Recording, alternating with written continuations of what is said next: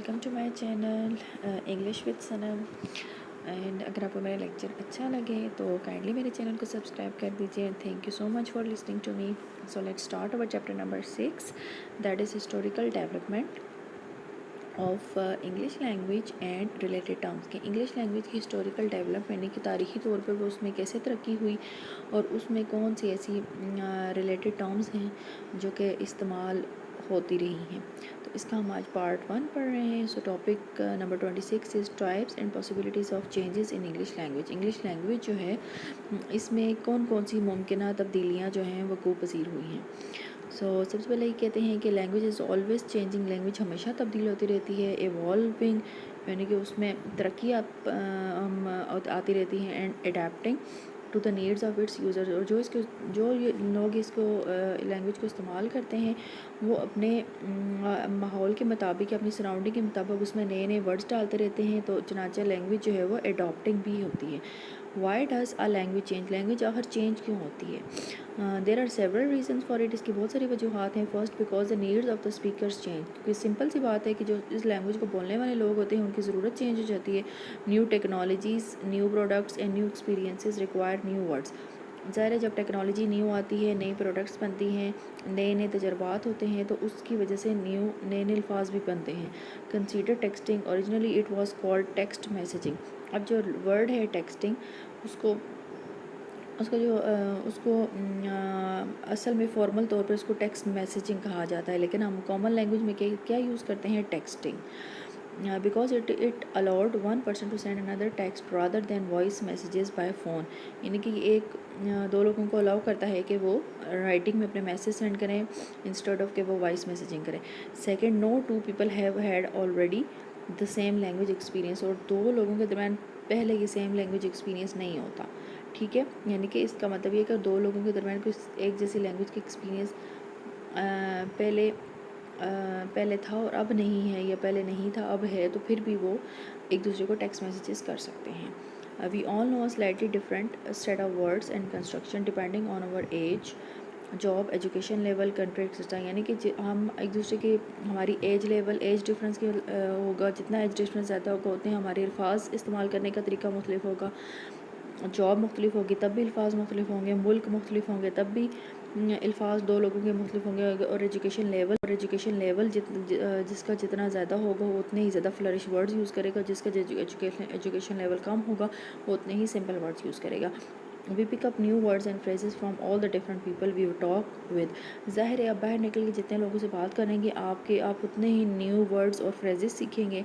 ठीक है, फिर उनको अपनी लैंग्वेज इस्तेमाल करेंगे। This combine to make something new and unlike any other person's particular way of speaking। तो obviously वही अल्फाज आप अपने ज़बान में इस्तेमाल करेंगे तो आपकी ज़बान में कुछ तब्दीलियाँ महसूस होंगी। Was English more elegant in the past or is it today? कि क्या माजी में इंग्लिश बहुत ज़्यादा एक एलिगेंट लैंग्वेज थी, बहुत आला पाई की लैंग्वेज थी, या ऐसा अभी ही हुआ है? The fact that language is always changing. ये हकीकत है कि ज़ुबान हमेशा चेंज होती रहती है। Doesn't mean it's getting worse. इसका ये मतलब नहीं है कि लैंग्वेज के तब्दील होने के लैंग्वेज बदतर होती जाती है। It's just becoming different. ये सिर्फ इतना है कि ये मुख्तलिफ हो जाती है। Language will never stop changing. Language कभी भी तब्दील होना बंद नहीं करेगी। It will continue to respond. हमेशा एक रिएक्शन देती रहेगी to the needs of the people who use it. उन लोगों को जो इसको इस्तेमाल करते हैं। Like everything else in nature, जैसा कि कुदरत में बाकी चीज़ों में तब्दीलियाँ आती हैं, the English language is a work in progress. इसी तरह वक्त गुजरने के साथ साथ इंग्लिश लैंग्वेज में भी तब्दीलियाँ आती। Now we start our topic number 27, that is synchronic changes in language. Synchronic changes mean that changes in a language at some period of time, at some point of time. So synchronic linguistics is the study of a language at a given point in time. यानी कि जो synchronic linguistics है, जिसको parallel linguistics भी कहा जाता है, वो बेसिकली एक स्पेसिफिक पॉइंट ऑफ टाइम में किसी लैंग्वेज की स्टडी है। ठीक है, तो asynchronic approach from Greek together and time, यानी कि ये सिंक्रोनिक वर्ड है, ये ग्रीक वर्ड है। ठीक है, इसका मतलब है time together. So considers a language at a moment in time without making it's history into account. अच्छा, ये लैंग्वेज को सिर्फ उस वक्त स्टडी करता है कि at some specific point of time में स्टडी करता है और उसकी हिस्ट्री को कंसीडर नहीं करता। द टाइम स्टडीड में आइदर बी द प्रेजेंट और a particular point in the past. अच्छा, ये एक स्पेसिफिक पॉइंट उठा लेता है जो ये सिंक्रोनिक लिंग्विस्टिक्स है, ये किसी स्पेसिफिक टाइम में लैंग्वेज को स्टडी करता है। वो स्पेसिफिक टाइम प्रेजेंट का भी हो सकता है और पास्ट का भी हो सकता है। So synchronic analysis can also be made of dead languages such as Latin. तो सिंक्रोनिक एनालिसिस जो है, पैरेलल एनालिसिस जो है, किसी डेड लैंग्वेज यानी कि जो लैंग्वेज मर चुकी है उसका भी किया जा सकता है, जैसे कि लैटिन जो कि अब यूजेबल नहीं है, तो उसके अंदर जो चेंजेस हैं उनको स्टडी करने के लिए सिंक्रोनिक लिंग्विस्टिक्स से हेल्प ली जा सकती है। Synchronic linguistics is contrasted with diachronic linguistics. अब डायाक्रोनिक लिंग्विस्टिक्स कहते हैं हिस्टोरिकल लिंग्विस्टिक्स को, यानी कि जब किसी लैंग्वेज की हिस्ट्री को स्टडी किया जाता है like over a period of time, तो उसको हम कहते हैं diachronic linguistics. So synchronic linguistics is study of a language at some specific point in time, और diachronic language is study of language in over a period of time like historical linguistics. Next topic है हमारे पास, topic number 28, synchronic changes in language part 2। कि synchrony and diachrony are two different yet complementary view points in linguistics analysis. यानी कि ये दो different point of view हैं किसी लैंग्वेज को स्टडी करने के लिए, लेकिन एट द सेम टाइम एक दूसरे को कम्प्लीमेंट भी करते हैं, यानी कि एट द सेम टाइम ये किसी लैंग्वेज की स्टडी को हेल्प करने में लैंग्वेज को स्टडी करने में हेल्प आउट करते हैं। One can approach all different aspects of language such as grammar, syntax, semantic, phonology etcetera. यानी कि जब एक एस्पेक्ट जो है इनमें से, ये लाइक सिंक्रोनी जो है वो लैंग्वेज की ग्रामर, सिंटैक्स, सेमांटिक्स, फोनोलॉजी सबको स्टडी करता है from two different points of view. Language की ग्रामर, सिंटैक्स, सेमांटिक्स, फोनोलॉजी सबको स्टडी करता है from two different points of view. दो तरह के पॉइंट ऑफ व्यू से हम इसको स्टडी कर सकते हैं। Like synchronic linguistics try to understand the functioning of a language at single point of time without reference to earlier or later studies। अब ये कहता है कि सिंक्रोनिक लिंग्विस्टिक्स जो है वो किसी भी लैंग्वेज को at a specific point of time में स्टडी करती है, उसकी अर्लियर स्टेजेस को भी कंसीडर नहीं करती और उसकी आने वाली स्टेजेस को भी कंसीडर नहीं करती। Synchronic linguistics now usually precedes the study in terms of diachronic linguistics. जो सबसे सिंक्रोनिक लिंग्विस्टिक्स है वो डायाक्रोनिक लैंग्वेज से पहले आती है, यानी कि किसी भी लैंग्वेज को स्टडी करने के लिए पहले हम उसकी सिंक्रोनी को स्टडी करेंगे और उसके बाद उसकी डायाक्रोनी को स्टडी करेंगे। I will start topic number 25, tracing synchronic changes in English. यानी कि अगर हम स्पेसिफिकली इंग्लिश लैंग्वेज की बात करें तो हम इसमें सिंक्रोनिक का जो चेंजेस हैं उनको कैसे ट्रेस आउट कर सकते हैं, उनके कैसे पॉइंट आउट कर सकते हैं। Scope of a synchronic study, सबसे पहले हम ये देखेंगे कि सिंक्रोनिक स्टडी का स्कोप क्या है in English language. Synchronic linguistics may focus on grammatical phenomena such as word order, negation and features of clause liking। अच्छा, जो सिंक्रोनिक लिंग्विस्ट है ना, वो क्या करते हैं जब वो किसी लैंग्वेज को सिंक्रोनी के लिहाज से स्टडी कर रहे होते हैं तो उसकी ग्रामेटिकल फिनोमेना को वो देखते हैं। जैसे कि वर्ड ऑर्डर हो गया कि इसका वर्ड ऑर्डर क्या है, पहले नाउन आ रहा है, प्रोनाउन आ रहा है, सब्जेक्ट आ रहा है, क्या आ रहा है। निगेशन को देखते हैं कि इस लैंग्वेज में निगेशन किस तरीके से हो रही है, उसकी फीचर्स ऑफ क्लॉज लिंकिंग, उसकी क्लॉजेज कैसे बन रही हैं। और देन शी लाइक एस और ही, यानी कि शी और he may take a specific interest in the mechanism by which change is introduced into the language system and diffuse through communities of speaker. इसी तरह जब फॉर एग्जांपल इसमें इन्होंने example दी है कि ही में take specific interest in mechanism, यानी कि जब आप सिंक्रोनिक पॉइंट ऑफ व्यू से लैंग्वेज को स्टडी करेंगे ना, तो आप उस लैंग्वेज सिस्टम के अंदर जो चेंजेस आई हैं through different communities of speakers, उन चेंजेस में आप स्पेसिफिक इंटरेस्ट लेके उसको स्टडी करेंगे। Can be across linguistics and typological comparison, यानी कि जब हम किसी लैंग्वेज को स्टडी करते हैं तो हम उसकी जो लिंग्विस्टिक पॉइंट ऑफ व्यू जो होता है ना, उसको क्रॉस लिंग्विस्टिक तरीके में हम उसको चेक करते हैं। यानी कि हम ये देखते हैं कि पहले इसकी लिंग्विस्टिक्स किस तरह की थी और अभी उस लैंग्वेज के अंदर क्या चेंजेस आई हैं। एंड टाइपोलॉजिकल कंपैरिजन भी हम उसका करते हैं, यानी कि हम उसके लैंग्वेज को कुछ ख़ास जनरली उसको क्लासीफाई करके कुछ फीचर्स में फिर हम उसको स्टडी करते हैं। So this can involve a close investigation of specific grammatical phenomena in various languages. तो इसकी वजह से यानी कि ये जो है क्रॉस लिंग्विस्टिक और टाइपोलॉजिकल कंपैरिजन ये हो गया कि हम किसी भी लैंग्वेज की स्पेसिफिक जो ग्रामेटिकल फिनोमेना है, यानी कि उसके अंदर ग्रामर में जो चेंजेस आई हैं उस उन चेंजेस को उनके हम एक बाकायदा क्लोज इन्वेस्टिगेशन करते हैं, यानी कि उसकी डीप इन्वेस्टिगेशन की जाती है। और अगर हम डिफरेंट वेरियस लैंग्वेजेस को स्टडी करते हैं, उनकी सिंक्रोनी या डायक्रोनी को स्टडी करते हैं, तब भी हम उसको ग्रामेटिकल फिनोमेना के पॉइंट ऑफ व्यू से उसको स्टडी करेंगे with a view to identify the precise details of where they differ or remain the same। हम उसमें ऑब्वियसली जब हम उसकी सिंक्रोनी और डायक्रोनी दोनों चीज़ों को देखेंगे तो हमें ये पता चल जाएगा कि उस लैंग्वेज में क्या क्या चेंजेस आई थी, और हमें इसकी पूरी प्रॉपर प्रिसाइज डिटेल मिल जाएगी कि आया कि एक लैंग्वेज में क्या चेंजेस आई हैं, और अगर हम दो वेरियस लैंग्वेजेस को स्टडी करें तो इन लैंग्वेजेस में क्या डिफरेंस है और क्या सिमिलैरिटीज़ हैं।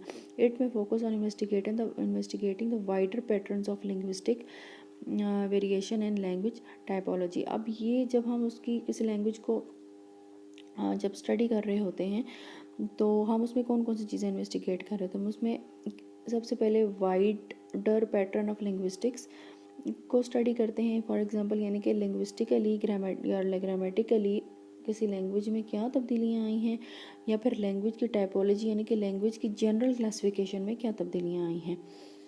तो now let's start our topic number 30, national and international context to exemplify synchronic changes.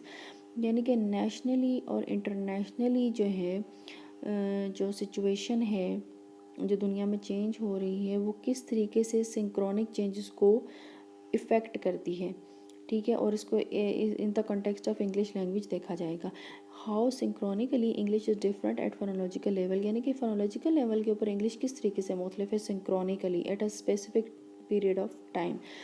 It is exemplified that Australian English has the same inventory of phonemes as RP, but nearly all realized differently। अभी कह रहे हैं अगर हम Australian English को उठा के देख लें तो उसका फिनोमेना जो है वो बाकी इंग्लिश के एक्सेंट के साथ तो बिल्कुल सेम है, ठीक है। उसकी वॉवल रियलाइजेशन यानी कि उसमें वॉवल की प्लेसमेंट, उनकी साउंड भी जो है वो भी डिफरेंट है। So different instances are given from Australian phonology. अगर ऑस्ट्रेलियन फिनोलॉजी को उठा के देखें तो उसकी प्लेसमेंट ऑफ वॉल्स जो है वो डिफरेंट है, और वॉल की रियलाइजेशन है कि वॉल अदा कहाँ से होते हैं, उनको कैसे बोला जाता है, उनकी साउंड्स कैसे प्रोड्यूस की जाती हैं, वो ऑस्ट्रेलियन इंग्लिश में काफ़ी मुख्तलिफ है as compared to British English and American English. For example ah and A are closer than in R P, so to English ears Australian pan sound like pen. यानी कि ये कहते हैं कि अगर ऑस्ट्रेलियन इंग्लिश को हम उठा के देखें तो आरपी यहाँ पर रेगुलर प्रोनाउंसिएशन। अगर हम इंग्लिश फोनोलॉजी को उठा के देखें, सॉरी ऑस्ट्रेलियन इंग्लिश की फोनोलॉजी को उठा के देखें, जो आ साउंड और ई साउंड जो है ना वो रेगुलर प्रोनाउंसिएशन के बहुत करीब है। फॉर एग्जांपल इंग्लिश में जो है ना पैन को हम पैन पढ़ते हैं, जबकि ऑस्ट्रेलियन इंग्लिश में पेन को भी पैन पढ़ा जाता है। In the same way a comparison between BRE and AME pronunciation is made. इसी तरह इन दोनों यानी कि BRE और AME भी ऑस्ट्रेलियन इंग्लिश में डिफरेंट तरीके से प्रोनाउंस होगी और ब्रिटिश इंग्लिश में different. For example the sounds रा इन GA and RE is compared. For example अगर हम रा साउंड को कंपेयर करें रेगुलर प्रोनाउंसिएशन में और GA में, in GA the letter R is pronounced in all positions, but in RP it is only pronounced before vowels like very paragraph. अच्छा अब ये कह रहे हैं कि GA में जो रा लेटर है ये सारी पोजीशन के ऊपर प्रोनाउंस होगा। फॉर एग्जांपल जैसे कि रॉक, रूट और रिजिड, जबकि जो RP रेगुलर प्रोनाउंसिएशन है उसमें सिर्फ वॉल से पहले प्रोनाउंस लाइक वेरी, पैराग्राफ, यानी कि अगर ये वॉल से पहले नहीं आ रहा इन ऑस्ट्रेलियन इंग्लिश तो ये प्रोनाउंस नहीं किया जाएगा। तो this session also provides a list of cultural and ethnic American English varieties which include the following। अब ये वाली जो लिस्ट हमें यहाँ पे दी गई है एथनिक इंग्लिश वैराइटीज़ को भी दी है जिनको हम स्टडी कर लेते हैं। सबसे है अफ्रीकन अमेरिकन वर्नाकुलर, यानी कि अफ्रीकन अमेरिकन आम ज़बान जो बोली जाती है वो काजून वर्नाकुलर। अब काजून वर्नाकुलर जो है वो ये एथनिक इंग्लिश वैराइटीज़ को भी दी है जिनको हम स्टडी कर लेते हैं। सबसे है अफ्रीकन अमेरिकन वर्नाकुलर, यानी कि अफ्रीकन अमेरिकन आम ज़बान जो बोली जाती है वो काजून वर्नाकुलर। अब काजून वर्नाकुलर जो है वो किसी एक इलाका है काजून, वहाँ की जो आम देसी ज़ुबान है उसको कहा जाता है हवाएं पिजन। अब चाइना में जो एक उसका जो है सिटी है हवाएं, वहाँ पे एक पिजन लैंग्वेज यानी कि इंग्लिश लैंग्वेज और चाइनीज़ लैंग्वेज को दोनों को मिला के दोनों के कुछ थोड़े थोड़े वर्ड्स लेके न्यू लैंग्वेज बनाई गई जिसको हवाएं पिजन कहा जाता है। तो नेक्स्ट है हमारे पास लेटिनो वर्नैकुलर इंग्लिशेस। अब ये लेटिनो वर्नैकुलर इंग्लिशेस शो करती है कि लैटिन और इंग्लिश को मिलाकर एक आम देसी सी ज़ुबान बनाई गई है। शिकानो इंग्लिश, इसी तरह मियामी इंग्लिश, यानी कि ये इंग्लिश के डिफरेंट एक्सेंट जो इन इलाकों में बनाए गए हैं। List of regional and local varieties and also provides. अब ये रीजनल और लोकल वैरायटीज़ भी हैं इंग्लिश की, जिसमें कि शामिल है ईस्टर्न न्यू इंग्लैंड। अब ईस्टर्न न्यू इंग्लैंड का अपना इंग्लिश वो एक्सेंट है, बोस्टन का अपना है, रोड आइलैंड का अपना है, और south east super region and midland, यहाँ पर इंग्लिश के डिफरेंट एक्सेंट्स को बोला जाता है in their daily vernacular language.